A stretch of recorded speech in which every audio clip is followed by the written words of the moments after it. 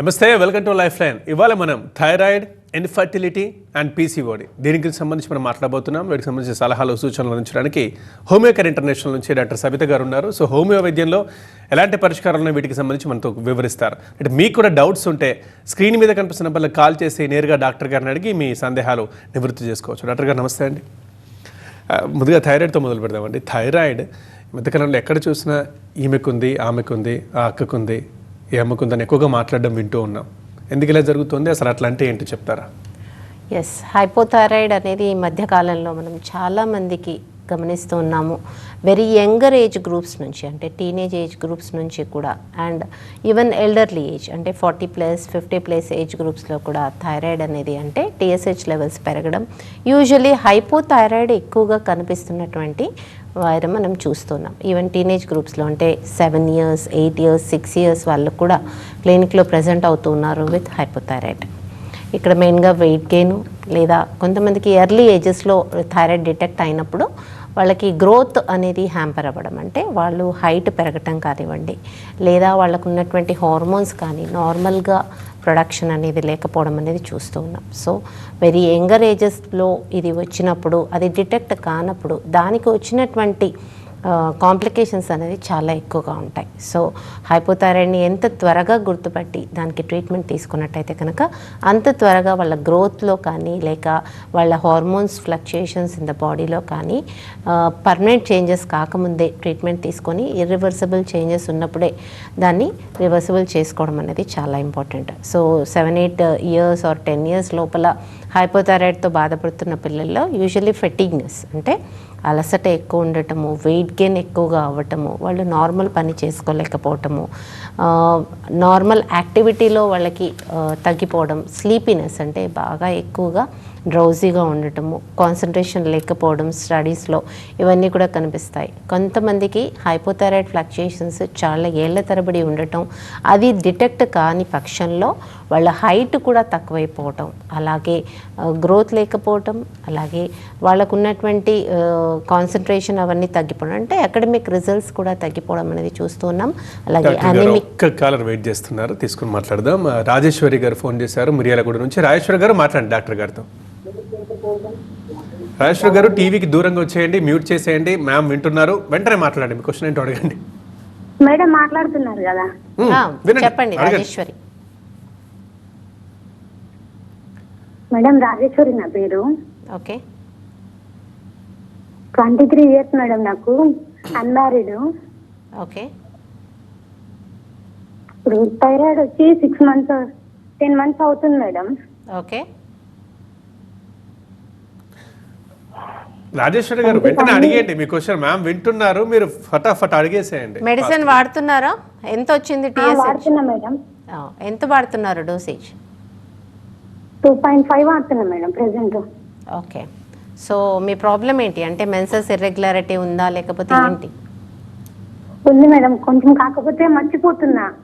Yeah, థైరాయిడ్లో ఇది కూడా ఒక సిమ్టమ్ అమ్మా. మీరు డైరెక్ట్ మెడిసిన్స్ వాడుతున్నారు, సప్లిమెంటేషన్ వాడుతున్నారు, హార్మోన్ తక్కువ ప్రొడక్షన్ వల్ల మళ్ళీ వాడుతున్నారు. సో మీరు హోమియో కేర్ ఇంటర్నేషనల్లో ట్రై చేయండి.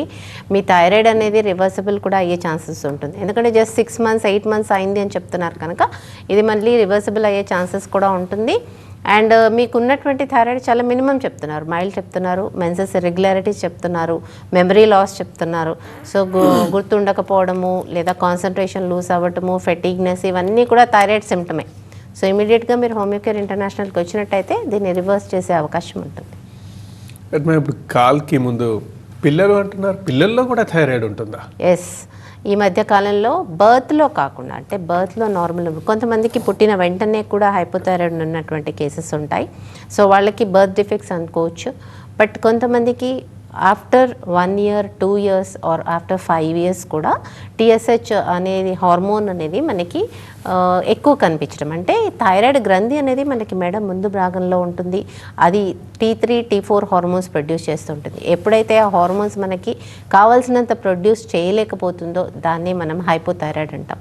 సో ఇక్కడ మనకి మెయిన్గా డిటెక్ట్ చేసేది TSH hormone, thyroid stimulating hormone pituitary gland నుంచి ప్రొడ్యూస్ అవుతూ ఉంటుంది. ఈ యొక్క స్టిమ్యులేటింగ్ హార్మోన్ ఎప్పుడైతే బాడీలో ఎక్కువగా కనిపిస్తుందో దాన్ని మనం హైపోథైరాయిడ్ అంటూ ఉంటాం. సో ఎర్లీ స్టేజెస్లో డిటెక్ట్ చేసుకోవడం, దాన్ని ట్రీట్మెంట్ తీసుకోవడం అనేది ఇంపార్టెంట్. హైపోథైరాయిడ్ మెయిన్గా చాలా మందిలో ఎక్కువగా యాంటీ డిప్రెషన్ ట్యాబ్లెట్స్ వేసుకోవడం కానివ్వండి, లేదా కొంతమందిలో స్టెరాయిడల్ వేసుకోవడం కానివ్వండి, లేదా కొంతమందికి సెడెంటరీ లైఫ్ స్టైల్ ఉండడంలో కానివ్వండి ఈ యొక్క హైపోథైరాయిడ్ వచ్చే అవకాశాలు ఉంటాయి.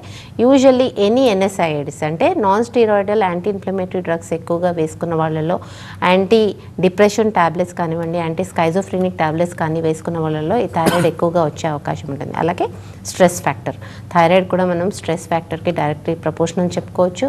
ఎప్పుడైతే స్ట్రెస్ అనేది ఎక్కువగా ఉంటుందో ఈ హార్మోనల్ ఫ్లక్చుయేషన్స్ కూడా ఎక్కువగా ఉండేటువంటి అవకాశం ఉంటుంది. సో థైరాయిడ్ అనేది ఫ్లక్చుయేషన్స్ అయినప్పుడు వెరీ వేగ్ సిమ్టమ్స్ అంటే డ్రైనెస్ ఆఫ్ స్కిన్ అనేది ఎక్కువగా కనిపించవచ్చు, స్కిన్ ఎలర్జీ, అర్టికేరియా ఇవి కనిపించే అవకాశం ఉంటుంది. కొంతమందిలో వెయిట్ గెయిన్ ఫాస్ట్గా ఉండేటువంటి అవకాశం ఉంటుంది.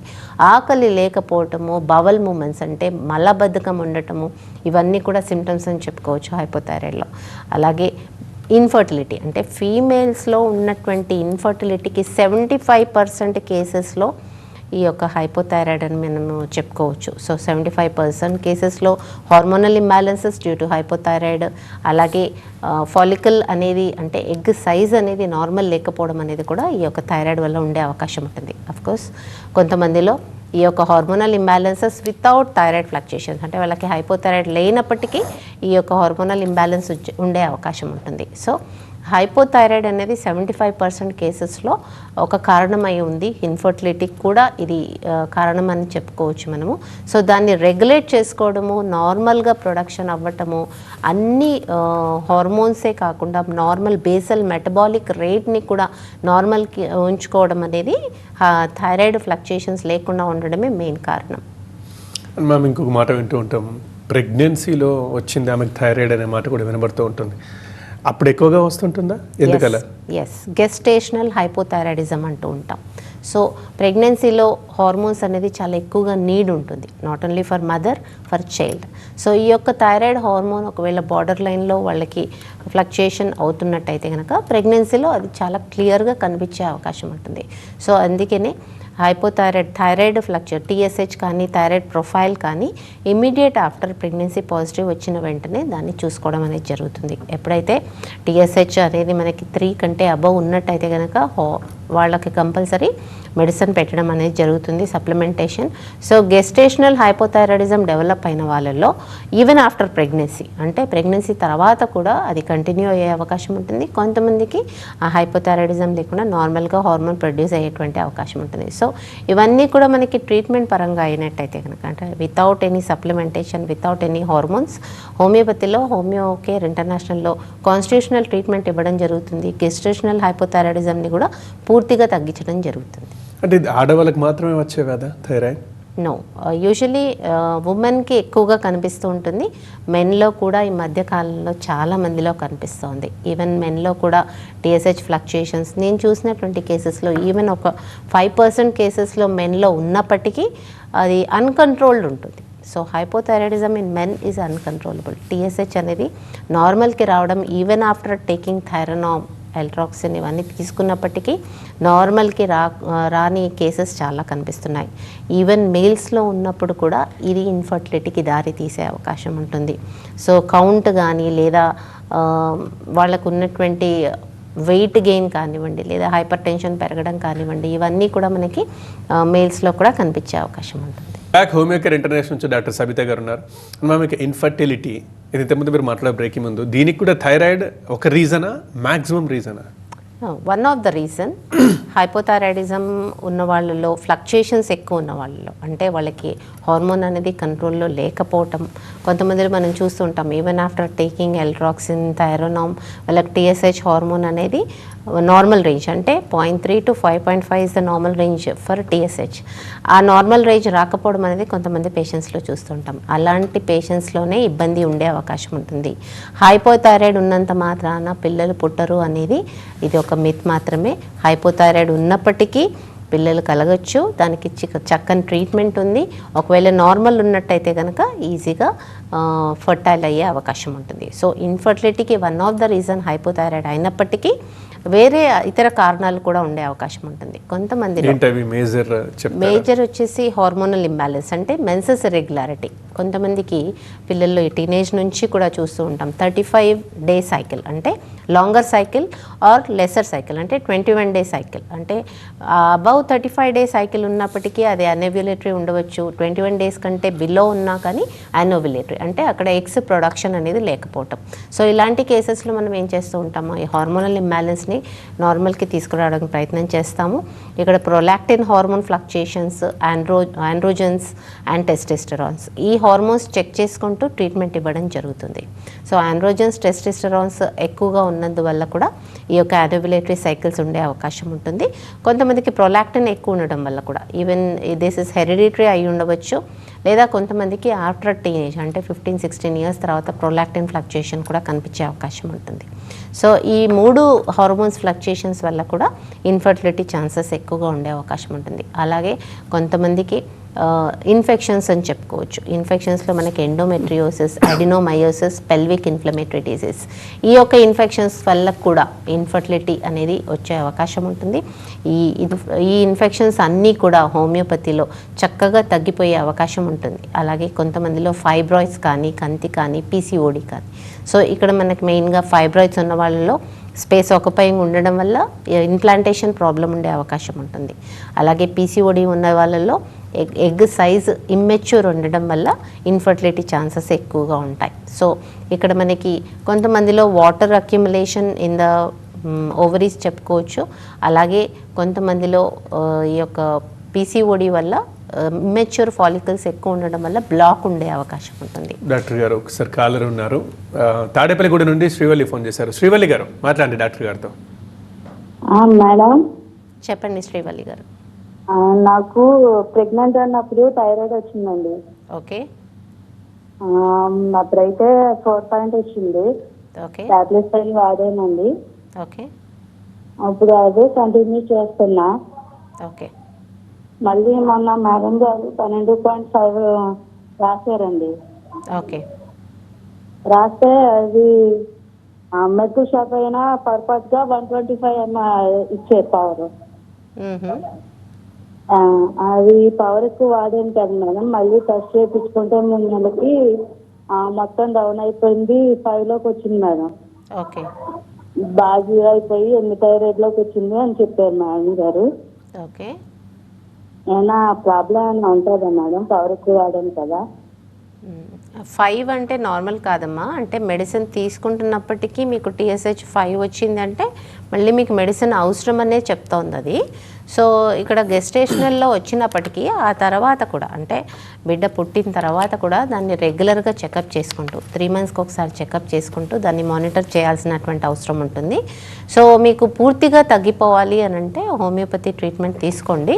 దాంతో మీకు మెల్లిగా టేపర్ చేస్తారు. అంటే మీ బాడీకి తగ్గట్టుగా మెడిసిన్ ఇస్తూ మీ థైరాయిడ్ గ్రంథి నార్మల్గా ప్రొడక్షన్ చేసేటట్టుగా స్టిమ్యులేట్ చేస్తూ మెడిసిన్స్ ఇవ్వడం జరుగుతుంది. మెడిసిన్ యాక్షన్స్ ఎప్పుడైతే మీకు కంటిన్యూ అవుతాయో ఒక 3 మంత్స్ 6 మంత్స్ తర్వాత TSH లెవెల్స్ అనేది బిలో 3 రావాల్సి ఉంటుంది. బిలో 3 వచ్చినప్పుడే మీరు వేసుకుంటున్నటువంటి ట్యాబ్లెట్ ఏదైతే ఉందో, థైరనామ్ 125 అన్నారు, తర్వాత 75 అన్నారు, ఈ యొక్క ట్యాబ్లెట్ని నెమ్మదిగా తగ్గించడం జరుగుతుంది. సో బాడీ రెస్పాన్స్ బట్టి ఎంత త్వరగా అవుతుంది, ఎంత డిలే అవుతుంది అది మనం చూస్తూ ఉంటాం. ఇక్కడ మెయిన్గా యాంటీ-TPO యాంటీబాడీస్ని చెక్ చేసుకుంటూ ట్రీట్మెంట్ ఇవ్వడం జరుగుతుంది. బికాస్ యాంటీ-TPO యాంటీబాడీస్ ఎక్కువగా ఉన్న వాళ్ళల్లో ఈ యొక్క థైరాయిడ్ ఫ్లక్చుయేషన్స్ అనేది కూడా ఎక్కువగా ఉండే అవకాశం ఉంటుంది. నెక్స్ట్ హైదరాబాద్ నుంచి సంతోష్ ఫోన్ చేశారు. సంతోష్ గారు మాట్లాడండి డాక్టర్ గారితో. మేడం నమస్కారం. మేడం నమస్కారం సంతోష్ గారు. మేడం సంతోష్, మా వైఫ్ వచ్చేసి భాగ్యశ్రీ. ఓకే. అయితే మేము మా ఇద్దరికి థైరాయిడ్ ఉంది మేడం. ఓకే. నేను ఒక 6 ఇయర్స్ నుంచి టాబ్లెట్స్ వాడుతున్నా, 6-7 ఇయర్స్ నుంచి. ఓకే. 125 నుంచి వాడుకుంటూ వస్తున్నాను. అయితే రీసెంట్ గా మాకు 2 ఇయర్స్ బ్యాక్ మ్యారేజ్ అయింది. ఓకే. అయితే మాకు సంతానం అయితలేదు మేడం. ఓకే. అయితే వేరే మేము డాక్టర్ కన్సల్ట్ చేసినా కానీ ఎక్కడ కన్సల్ట్ చేసినా ఏం ప్రాబ్లం లేదు, అన్ని మంచిగానే ఉన్నాయి అంటున్నారు ఇద్దరికి. అయితే నాకు వచ్చేసి కౌంట్ ఫస్ట్ చూసినప్పుడు కౌంట్ లో ఉంది, కౌంట్ అనేది లో ఉంది మేడం. ఓకే. ఆ తర్వాత మేము తీస్తే మళ్ళీ పెరిగింది, మళ్ళీ వచ్చేసి 25 మిలియన్స్ ఉంది. మొటిలిటీ అనేది తక్కువ ఉంది, మొటిలిటీ కాదు. యా.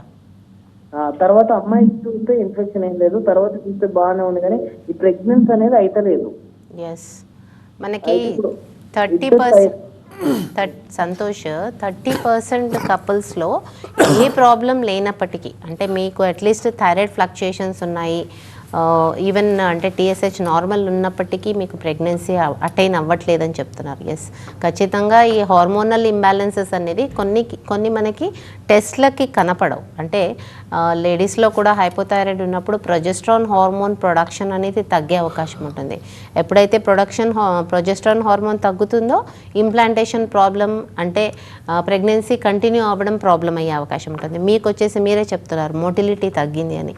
25 మిలియన్ సరిపోయినప్పటికీ కౌంట్, మొటిలిటీ అనేది లేదా అబ్నార్మల్ ఫామ్స్, నార్మల్ ఫామ్స్ ఇవి కూడా చెక్ చేసుకోవాల్సినటువంటి అవసరం ఉంటుంది. ఇవి కూడా మనకి హైపోథైరాయిడ్లో, డయాబెటీస్లో రెండిట్లో కూడా అబ్నార్మల్ ఫామ్స్ ఎక్కువగా ఉండేటువంటి అవకాశం ఉంటుంది. సో ఇవి రెండు కూడా చెక్ చేసుకొని ట్రీట్మెంట్ ఇవ్వడం జరుగుతుంది. మీరు హైపోథైరాయిడ్లో 125 అంటే ఎక్స్ట్రీమ్ తీసుకుంటున్నారు, 125 mg తీసుకుంటున్నారు. సో మీరు స్ట్రెస్ లెవెల్స్ అనేది తగ్గించుకుంటూ, మీ యాక్టివిటీ పెంచుకుంటూ, ఈవెన్ ఇన్సులిన్ రెసిస్టెన్స్ ఏమైనా ఉందా బాడీలో అనేది కూడా చెక్ చేసుకుంటూ దాన్ని కూడా మానిటర్ చేయాల్సినటువంటి అవసరం ఉంటుంది. ఈ మొటిలిటీ పెరగడానికి కానీ, ఈ ఇన్ఫర్టిలిటీలో కూడా హోమియోపతిలో చాలా చక్కటి మెడిసిన్స్ ఉన్నాయి. అంటే చాలా ఖర్చు తక్కువతో మీకు ఐయుఐ, ఐవీఎఫ్ లేకుండానే మీ యొక్క స్పర్మ్ క్వాలిటీ పెంచే అవకాశం ఉంటుంది, న్యాచురల్గానే ప్రెగ్నెన్సీ వచ్చేటువంటి అవకాశం ఉంటుంది. సో మీరు హోమియో ట్రీట్మెంట్ తీసుకోండి, దాంతో మీకు జస్ట్ విత్ మెడిసిన్స్ నార్మల్గా ప్రెగ్నెన్సీ వచ్చేటువంటి అవకాశం ఉంటుంది. నెక్స్ట్ నల్గొండ నుండి రమేష్ ఫోన్ చేశారు. రమేష్ గారు మాట్లాడండి డాక్టర్ గారితో. రమేష్ గారు ఉన్నారా లైన్లో? ఫోన్ లైన్ కట్ అయినట్లుందండి. ఒకసారి పీసీఓడి గురించి చెప్తారా doctor? Yes, polycystic ovarian disease అని ఈ మధ్య కాలంలో మనం చాలా మందిలో, అంటే ఈవెన్ అన్మ్యారీడ్ గర్ల్స్లో కూడా ఈ యొక్క పీసీఓడి అనేది చాలా ప్రాబ్లమాటిక్గా కనిపిస్తుంది. పీసీఓడిలో మెయిన్గా వచ్చేసి హార్మోనల్ ఇంబ్యాలెన్స్, అంటే టెస్టోస్టెరాన్స్ ఎక్కువ ఉండడం వల్ల, ఆండ్రోజన్స్ ఎక్కువ ఉండడం వల్ల ఇమ్మెచ్యూర్ ఫాలికల్స్ డెవలప్ అవ్వడం, అవి రప్చర్ కాకపోవడం, ఈ యొక్క ఇమ్మెచ్యూర్ స్మాల్ ఫాలికల్స్ అనేది ఓవరీస్లో అక్యుములేట్ అయిపోవడం, అవి రప్చర్ కాకపోవడం, దానివల్లనే ఇర్రెగ్యులారిటీ ఆఫ్ మెన్సెస్ కూడా డెవలప్ అయ్యే అవకాశం ఉంటుంది. సో పీసీఓడి ఉన్న వాళ్ళలో యూజువల్లీ నెలల తరబడి వాళ్ళకు మెన్సెస్ రాకపోవడం, లేదా కొంతమందిలో 60 days సైకిల్, 90 days సైకిల్ కూడా కనిపించే అవకాశం ఉంటుంది. So even after taking oral pills, even after taking Regestrone ఇట్లాంటి మెడిసిన్స్ తీసుకున్నప్పటికీ, మెన్సెస్ వచ్చినప్పటికీ ఎండోమెట్రియల్ షెడ్డింగ్ లేకపోవడం, యానోవిలేటరీ సైకిల్స్ ఉండడం అనేది పీసీఓడిలో కనిపించే అవకాశం ఉంటుంది. సో పీసీఓడితో బాధపడే వాళ్ళు హోమియోపతి ట్రీట్మెంట్తో పూర్తిగా నార్మల్ వచ్చిన కేసెస్ చాలా ఉన్నాయి. 90 to 95% కేసెస్ పీసీఓడి నార్మల్కి తీసుకొచ్చినటువంటి కేసెస్ ఉన్నాయి.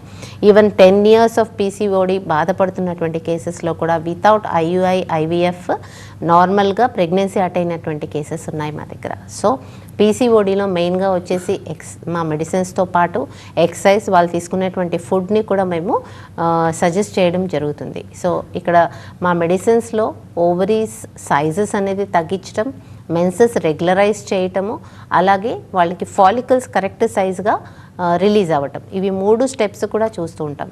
అన్మ్యారీడ్ గర్ల్స్కి అయితే మనకి మెన్సెస్ రెగ్యులరైజేషన్, ఓవరీస్ నార్మల్ సైజ్కి తీసుకురావడం జరుగుతుంది.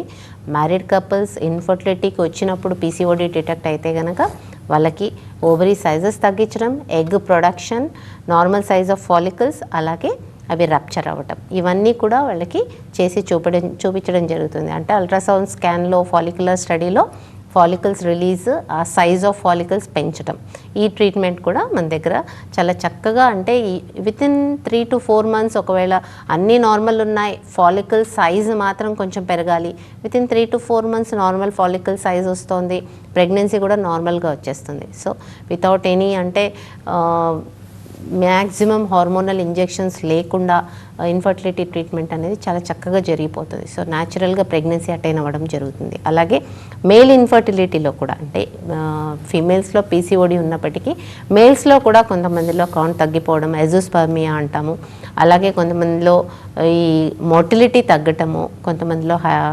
హైడ్రోసెఫలస్ ఇట్లాంటివి వారికోసీల్స్ ఇలాంటివి, హైడ్రోసీల్స్ ఇలాంటి ప్రాబ్లమ్స్ ఉన్న వాళ్ళలో కూడా ట్రీట్మెంట్ అనేది ఉంది. ఇక్కడ మెయిన్గా వారికోసీల్, హైడ్రోసీల్లో కౌంట్ తగ్గడం అనేది చూస్తుంటాం. బికాస్ బ్లడ్ సప్లై అనేది తగ్గిపోవడం వల్ల ఈ కౌంట్ తగ్గే అవకాశం ఉంటుంది. సో గ్రేడ్ 3 వారికోసీల్కి కూడా ట్రీట్మెంట్ ఇవ్వడం జరుగుతుంది, కౌంట్ పెంచడం జరుగుతుంది. సో మేల్ ఇన్ఫర్టిలిటీ, ఫీమేల్ ఇన్ఫర్టిలిటీకి చక్కనైన ట్రీట్మెంట్ ఉంది. ఈవెన్ పీసీఓడి, హైపోథైరాయిడ్లే కాకుండా కొంతమందికి సిస్లు అనేది, పీసీఓడితో బాధపడే వాళ్ళలో చాలా మేజర్ సైజ్ ఆఫ్ సిస్ అనేది మనకు రైట్ ఓవరీలో, లెఫ్ట్ ఓవరీలో, పారా ఓవేరియన్ సైట్లో సిస్లు కనిపిస్తూ ఉంటాయి. కొంతమందిలో అయితే ఈవెన్ 7 సెంటీమీటర్స్ ఇంత పెద్ద పెద్ద సైజ్ సిస్లతో కూడా ప్రజెంట్ అయినటువంటి కేసెస్ ఉన్నాయి.